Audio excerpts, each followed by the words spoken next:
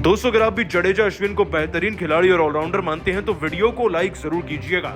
दोस्तों तीसरे दिन के खेल में जैसे ही दूसरे इनिंग में भारत की गेंदबाजी आई तो आते ही जडेजा और अश्विन की आंधी आई और इसी आंधी में आज कैसे कंगारू बैक टू बैक उड़ते चले गए, कैसे इन दोनों गेंदबाजों ने फिर से ऑस्ट्रेलिया की अकड़ को चकनाचूर करके रख दिया और विदर्भ क्रिकेट एसोसिएशन स्टेडियम में कैसे अश्विन जडेजा का नाम गूंज उठा।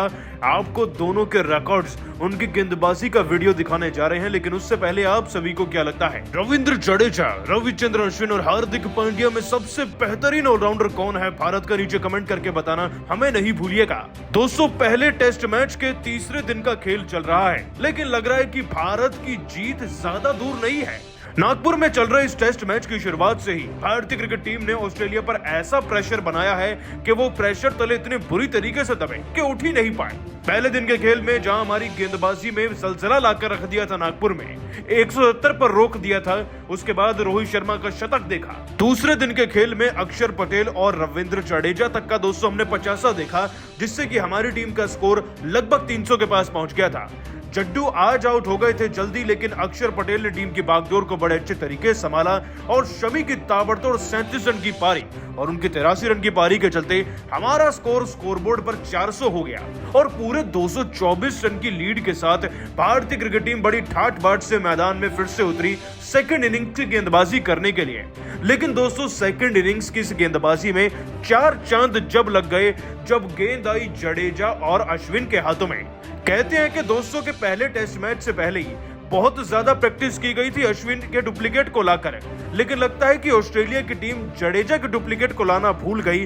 तभी तो आज आते ही जडेजा और अश्विन ने मिलकर फिर से ऑस्ट्रेलिया के घमंड को चकनाचूर कर दिया। ऑस्ट्रेलिया की टीम के सामने दोस्तों वैसे ही चट्टान जैसा लक्ष्य था, इस लीड को उतारना था, फिर टारगेट भी देना था, ऊपर से थके हुए कंगारुओं को आउट करना अब जडेजा और अश्विन के लिए बाएं हाथ का खेल बन चुका था। इसका छोटा सा नमूना दोस्तों हमें पारी के दूसरे ही ओवर में देखने को मिल गया।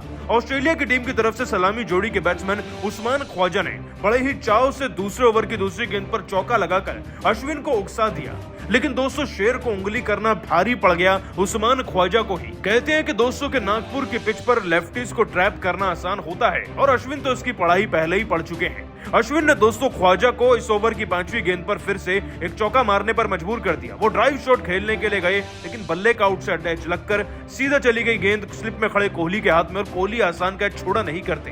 5 रन पर ख्वाजा का विकेट मिला और यहां से दोस्तों श्री गणेश हो गया फिर से ऑस्ट्रेलिया की टीम के विकेट गिरने का।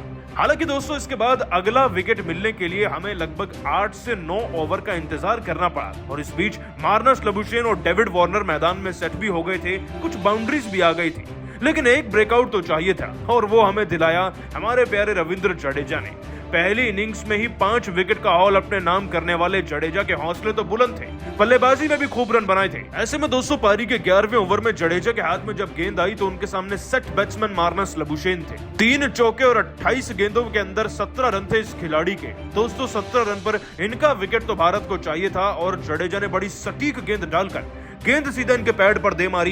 गेंद इतनी ज्यादा सटीक थी कि नितिन मेनन ने ज्यादा वक्त नहीं लिया, अपील सुनकर सीधा इन्हें एलबीडब्ल्यू आउट करार दे दिया। और दोस्तों ये गेंद इतनी ज्यादा सटीक थी कि ऑस्ट्रेलिया खिलाड़ी की हिम्मत नहीं पड़ी रिव्यू लेने की भी। दोस्तों अगला विकेट दिलाया फिर से रविचंद्र अश्विन ने। उनके सामने डेविड वार्नर थे जो 41 गेंदें खेलकर 10 रन बना चुके थे, 2 चौके लगाए थे। लेकिन दोस्तों 14वें ओवर की 5वीं गेंद पर वार्नर को कैसे ट्रैप करना है ये भी अश्विन अच्छे से जानते हैं। अश्विन ने धीमी गति की गेंद का इस्तेमाल किया और वार्नर के पैड पर गेंद दे मारी। एक अपील की गई और अंपायर ने तो एलबीडब्ल्यू दे दिया, लेकिन वार्नर डीआरएस लेकर ऊपर जाना चाहते थे। चलिए कोई बात नहीं, जब फैसला थर्ड अंपायर तक पहुंचा तब भी दोस्तों ये भारत के ही पक्ष में आ गया और यहां से मिला अश्विन और भारत को उनका दूसरा विकेट। दोस्तों तीसरा विकेट भी हमें रविचंद्र अश्विन के ही हाथ मिला पारी के 16वें ओवर में। रेंचो नाम के खिलाड़ी जो पिछली बार 0 पर आउट हुए थे, इस बार 7 गेंदों में 2 रन बनाकर लड़खड़ा तो रहे थे और इसी डर का फायदा पारी के 16वें ओवर में अश्विन ने उठाया। अश्विन ने दोस्तों इस खिलाड़ी को आउट करने के लिए डर का इस्तेमाल किया। इस खिलाड़ी को बड़े शॉट खेलने के चक्कर में बाहर तो बुला लिया, लेकिन गेंद इस तरीके से टर्न कराई कि जाकर सीधा पैड पर लगी और अंपायर ने फिर से अपील के बाद उंगली उठा दी और यहां से मिला भारत को चौथा विकेट।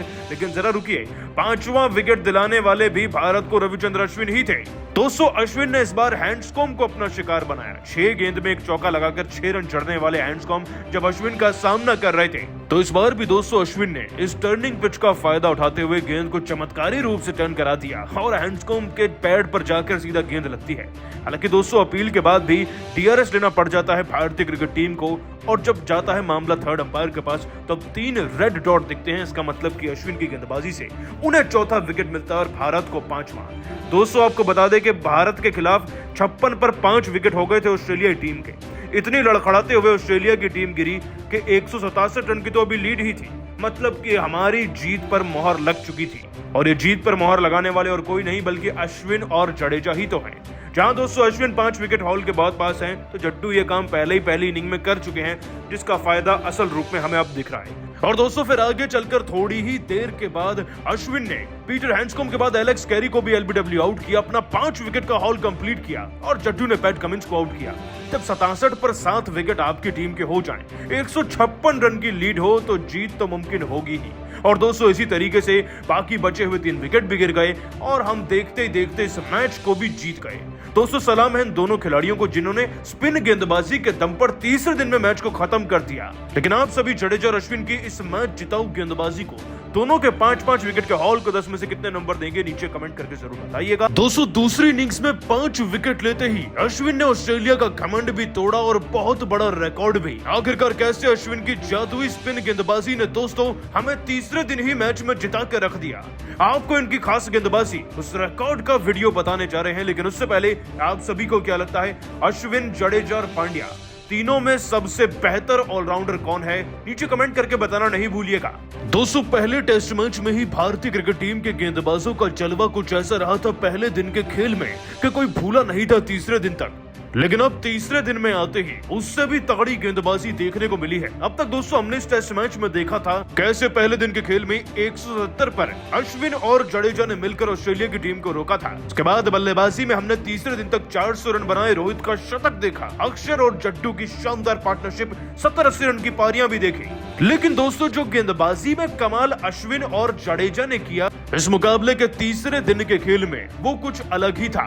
और खास तौर पर दोस्तों रविचंद्र अश्विन ने जिस तरीके से विकेट लिए, उन्होंने तो हमारी जीत को पहले 10 ओवर में ही मुकर्रर बना दिया था। दोस्तों तीसरे दिन के खेल में दूसरी इनिंग शुरू होती है। ऑस्ट्रेलिया टीम के सामने 224 रन की भीमकाय लीड थी। मैदान में आए उस्मान ख्वाजा और डेविड वार्नर ये ख्वाब लेकर के आज के पूरे दिन बैटिंग करेंगे और भारतीय क्रिकेट टीम की लीड उतारकर एक बड़ा लक्ष्य देंगे, इस बात से बिल्कुल अनजान कि हमारे स्पिनर गेंदबाज उनकी बखियां उधेड़ने के लिए घात लगाए बैठे हैं। और दोस्तों इससे पहले कि 7 रन से आगे ऑस्ट्रेलिया की टीम की गाड़ी आगे बढ़ पाती, उस्मान ख्वाजा का सामना अश्विन से हो गया।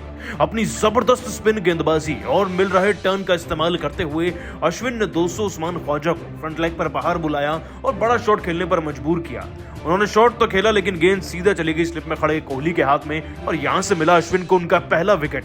और उसके बाद दोस्तों अश्विन ने पीछे मुड़कर नहीं देखा। इसके बाद मार्नस लबुशेन को भले ही जड्डू ने आउट किया हो, लेकिन आगे चलने वाले सारे के सारे विकेट अश्विन के नाम दर्ज हो गए।